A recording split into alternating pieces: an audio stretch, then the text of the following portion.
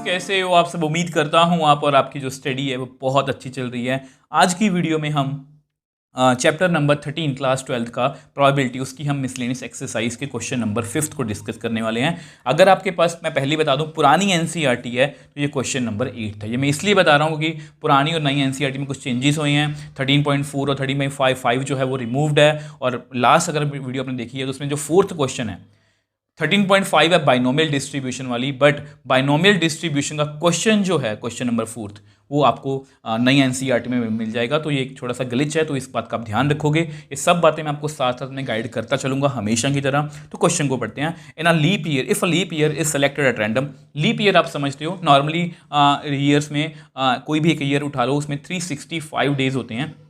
Leap year में एक दिन ज़्यादा होता है, मतलब 366 डेज होते हैं। What is the chance that it will contain 53 Tuesdays. तो पहले आपको क्वेश्चन को थोड़ा समझना पड़ेगा। देखो, एक साल है, अब उसमें कितने दिन होते हैं? 365। तो अगर आप ध्यान से देखो 365 दिन होते हैं। तो ये क्वेश्चन वैसे बहुत पुराना, बहुत पॉपुलर क्वेश्चन है, बहुत अच्छा क्वेश्चन है। 365 डेज होते हैं। तो अगर हमें डिसाइड करना हो कि कितने संडे आएंगे, कितने ट्यूसडे आएंगे या कितने मंडे आएंगे, हम ये करते हैं कि इसको 7 से डिवाइड कर देते हैं। 7 से क्यों डिवाइड करते हैं? ताकि हमारे पास वीक आ जाए। तो 7 5 35, 7 2 14, ठीक है, यानी कि 52 वीक्स तो आएंगे ही।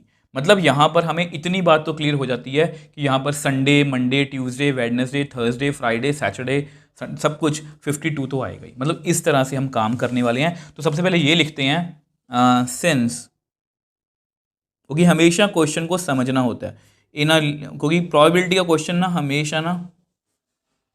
हमेशा आपको कहानी में उलझाने की कोशिश करेगा। अगर आपने कहानी समझ ली फिर क्वेश्चन में कुछ भी मुश्किल नहीं है। Since in a leap year 366 days होते हैं। अब आपको पता है हम इसको क्या करेंगे, 366 को कर देंगे डिवाइड 7 से। अब 7 से क्यों करना है? क्योंकि 7 डेज इन अ वीक होते हैं, ठीक है। तो 7 से कर जो डिवाइड, 7 5 35, 1 यहाँ पर 16, 7 2 14। तो यहाँ पर हमारे पास जो है वो 2 डेज लेफ्ट है, ठीक है। सो देयरफॉर मैं आपको लिख के दिखा, देखो यहाँ पर मैंने जो भी लिखा है ये आपके नोट्स के लिखा है, आपको समझने के लिए लिखा था, ठीक है, ताकि आप क्वेश्चन को समझ पाओ। क्वेश्चन करवाने को मैं 2 मिनट में करवा ही दूंगा बीइंग अ टीचर, बट आपको भी समझना है ना। तो वी हैव 52 वीक्स। आपको पता है 52 वीक्स तो हमारे पास आ गए। ये 52 वीक्स हैं। अगर आप 7 से डिवाइड करेंगे तो मतलब पूरे 52 वीक्स आएंगे, ठीक है। तो 52 वीक्स आएंगे और 2 एक्स्ट्रा दिन रह जाएंगे। अब 52 वीक्स का मतलब ये है कि उसमें 52 ट्यूसडे तो पक्का आएंगे। ये तो आप समझते हो ना। अगर 52 हफ्ते हैं तो 52 हफ्ते में 52 ट्यूसडे तो आएंगे।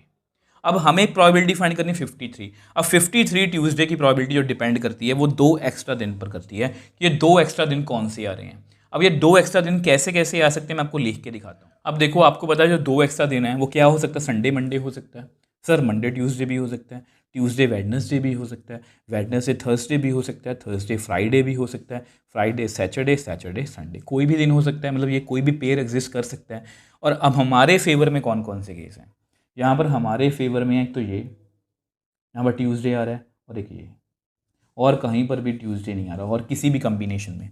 तो टोटल केसेस कितने हैं? 7, और फेवरेबल केसेस कितने हैं? 2, 1 2 3 4 5 6 7। तो ये हमारी रिक्वायर्ड प्रोबेबिलिटी है। देखो, इस क्वेश्चन में क्या था? लीप ईयर था। लीप ईयर में थ्री, देखो ये क्वेश्चन ना आपको एक सिंपल ईयर का भी आ सकता है, मतलब 365 डेज वाला। उसमें भी आप डिवाइड करोगे 52 वीक्स ही आएंगे, एक दिन एक्स्ट्रा बचेगा। अब जो एक दिन एक्स्ट्रा बचेगा वो आ सकता है Sunday, Monday, Tuesday, Wednesday, Thursday, Friday, Saturday. और ट्यूसडे का पूछा तो 1/7। तो यहाँ पर क्या 2 दिन एक्स्ट्रा बच रहे थे? तो 2 दिन एक्स्ट्रा बच रहे थे, वो कम्बिनेशन में यही आ सकता है, Sunday Monday Tuesday, Monday Tuesday, Tuesday Wednesday, कोई भी आ सकता है। हमारे फेवर में 2 ही थे, टोटल 7 है। तो इस तरह से हमने इस क्वेश्चन को हमें बहुत ईजिली सॉल्व कर लिया। देखो, ये जितने भी क्वेश्चन हैं प्रोबेबिलिटी का बहुत इंपॉर्टेंट, हमें बहुत ध्यान से करना है। आई होप ये आपको क्लियर है। फिर भी कोई डाउट है मुझे नीचे कमेंट बॉक्स में लिख सकते हो, मुझे इंस्टाग्राम टाइम पर मैसेज भेज सकते हो, मैं हमेशा आपका रिप्लाई करता हूँ। अगर आपको वीडियो थोड़ी सी भी हेल्पफुल लगी तो वीडियो को लाइक कीजिए, शेयर कीजिए और इस चैनल को सपोर्ट कीजिए।